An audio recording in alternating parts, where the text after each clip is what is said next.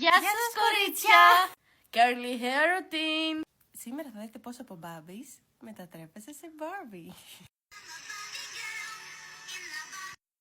Πρώτο step, χρησιμοποιούμε το σαμπού από Get The Curl. Step 2, χωρίζουμε το μαλλί μας σε sections. Έπειτα ψεκάζουμε το μαλάκι μας με νερό. Τονίζουμε ότι πρέπει να στάζει. Βασικό βήμα στη ρουτίνα μας, χρησιμοποιούμε το Let's Style από Get The Curl. Βάζουμε μια γενναιόδορη ποσότητα και απλώνουμε κατά όλο το μήκος των μαλλιών μας. Στη συνέχεια χρησιμοποιούμε αυτή την ειδική χτένα από Get The Curl. Τουφίτσα, Και scrunch.